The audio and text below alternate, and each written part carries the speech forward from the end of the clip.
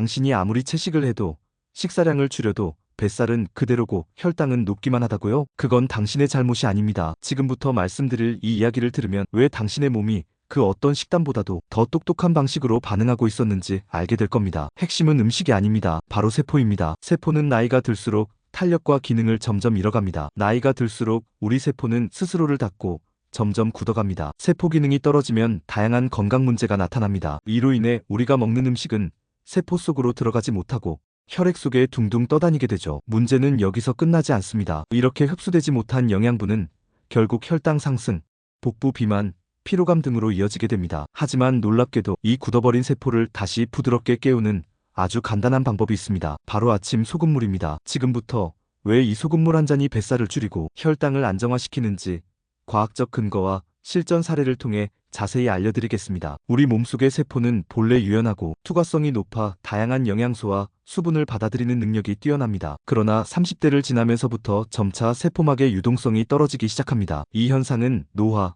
스트레스, 만성적인 미네랄 부족, 운동 부족, 수면 부족 등의 복합적인 요인으로 인해 가속화되죠. 그 결과 세포는 딱딱하게 굳으며 외부 자극에 둔감해지고 몸 전체의 대사 기능이 저하되기 시작합니다. 특히 혈당을 조절하는 인슐린의 작용이 방해받으며 당이 세포 안으로 들어가지 못해 고혈당 상태가 지속되는 악순환이 발생합니다. 실제로 미국 내분비학회 발표에 따르면 55세 이상 성인의 약 47%가 인슐린 저항성을 겪고 있으며 대부분 자신이 그런 상태라는 것을 자각조차 하지 못한다고 합니다. 세포가 노화되면 신호전달 능력이 둔화되고 흡수와 배출이 원활하지 않아 온몸에 다양한 증상이 나타나게 됩니다. 피로, 잦은 배고픔, 복부 비만, 피부 트러블, 붓기, 심지어 우울감까지도 이와 연관이 있습니다. 많은 분들이 혈당이 오르면 가장 먼저 식단을 바꿉니다. 설탕을 줄이고 흰쌀 대신 현미를 먹고 고기를 줄이는 등 다양한 방법을 시도하죠. 물론 식단은 중요합니다. 하지만 문제는 세포가 딱딱하게 굳어 있을 경우 아무리 좋은 음식을 먹어도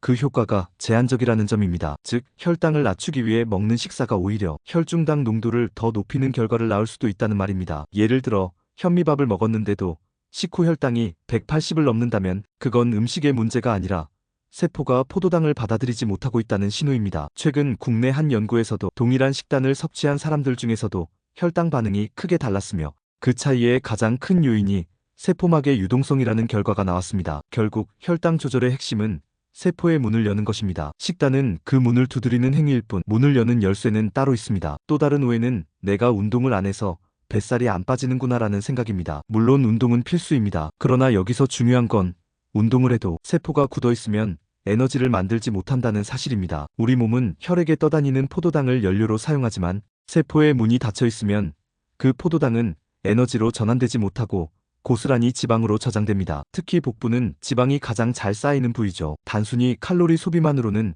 이 문제를 해결할 수 없습니다. 세포의 연료 흡수 시스템이 멈춰 있기 때문입니다. 한 연구에서는 같은 칼로리를 소모했음에도 세포 기능이 저하된 그룹은 체지방 감소율이 40% 낮았다고 합니다. 즉, 운동의 효과를 극대화하려면 먼저 세포가 당을 받아들일 수 있는 상태가 되어야 하며 이를 위한 첫걸음이 바로 미네랄 회복입니다. 아침 공복에 마시는 미지근한 소금물 한 잔. 이 간단한 루틴이 세포의 문을 여는 열쇠가 될 수 있습니다. 왜 아침일까요? 밤사이 땀과 소변으로 미네랄이 빠져나가고 위는 비어있는 상태이기 때문입니다. 이때 소금물은 빠르게 흡수되어 전신에 미네랄을 공급하고 세포막의 이온 통로를 활성화시켜줍니다. 특히 나트륨, 칼륨, 마그네슘 등의 전해질은 세포막의 전이를 안정화시키고 인슐린 수용체의 민감도를 높이는 데 중요한 역할을 합니다. 이렇게 세포가 다시 말랑말랑해지면 당분이 자연스럽게 세포 안으로 들어가 에너지로 전환되기 시작합니다. 혈당이 떨어지고 피로가 사라지는 것도 이 때문입니다. 하루를 시작하며 단 1분의 습관으로 세포를 깨우고 신진대사를 활성화시키는 이 루틴은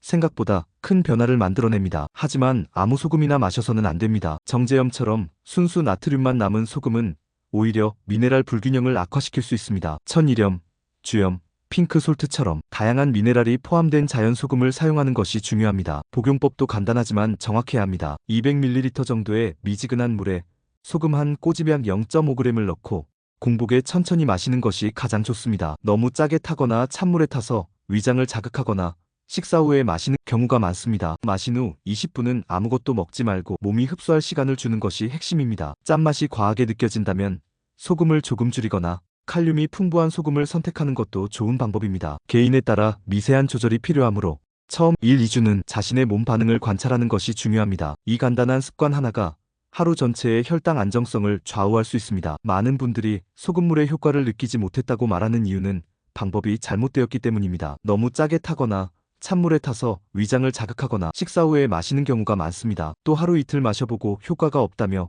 금방 포기하기도 하죠. 세포막은 하루아침에 바뀌지 않습니다. 최소 3개월 이상 꾸준히 실천해야 눈에 띄는 변화를 경험할 수 있습니다. 특히 장 건강이나 피부 붓기, 피로 등은 변화가 점진적으로 나타나기 때문에 성급한 판단은 금물입니다. 그리고 만약 고혈압이나 신장 질환이 있다면 반드시 의료진과 상담 후 시작해야 합니다. 또한 약을 복용 중인 경우에는 최소 30분 이상 간격을 두고 소금물을 마시는 것이 안전합니다. 자신의 상태를 잘 이해하고 시작하는 것이 무엇보다 중요합니다. 실제로 많은 분들이 이 간단한 루틴으로 놀라운 변화를 겪었습니다. 60대 여성 A씨는 채식 위주 식단을 고집했음에도 불구하고 뱃살과 붓기로 늘 고민이었지만 소금물 습관을 들인 후 2주 만에 허리둘레가 줄고 피부가 환해졌다고 전했습니다. 70대 남성 B씨는 당뇨약을 복용 중이었지만 아침 소금물을 병행하며 혈당 수치가 안정화되고 잦은 갈증이 사라졌다고 합니다. 또 다른 50대 직장인 여성은 소화불량과 변비에 시달렸는데 소금물 복용 3주 후 배변이 규칙적으로 변하면서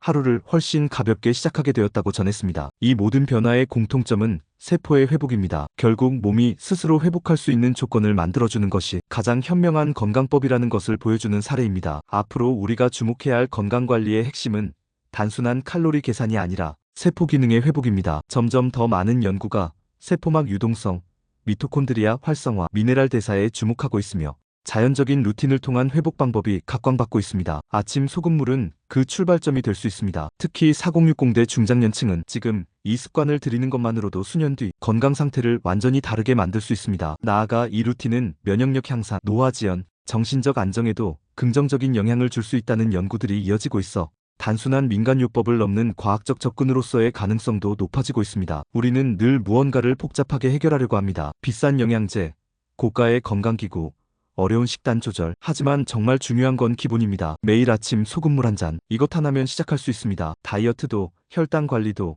만성 피로와 붓기도 그 출발점은 세포의 회복입니다. 지금 이 순간 내 몸을 위해 한 잔의 소금물로 하루를 시작해보세요. 몸은 정직하게 반응합니다. 지금 시작하면 분명 3개월 후에 당신은 완전히 달라져 있을 겁니다. 잊지 마세요. 건강은 거창한 변화가 아닌 작지만 꾸준한 습관에서 시작됩니다. 바쁜 하루 속에서 건강을 챙기는 일은 때때로 번거롭고 귀찮게 느껴질 수 있습니다. 하지만 꾸준함은 배신하지 않습니다. 눈에 띄는 변화가 없더라도 내 몸과 마음은 조금씩 더 나은 방향으로 변하고 있습니다. 오늘도 나에게 물어봅니다. 지금 내 몸과 마음이 원하는 건 무엇일까? 그 질문에 귀 기울이고 작은 실천 하나를 선택해보세요. 제때 식사하기, 천천히 걸으며 숨 고르기, 충분한 수분 섭취, 깊은 호흡 한 번도 좋습니다. 건강은 거창한 계획이 아니라 작은 다짐에서 시작됩니다. 지금 이 순간 내 몸을 돌보겠다는 마음, 그 마음이 반복되어 습관이 될 때 우리는 더 오래, 더 건강하게, 더 행복하게 살아갈 수 있습니다. 오늘이 그 출발점이 되길 바랍니다.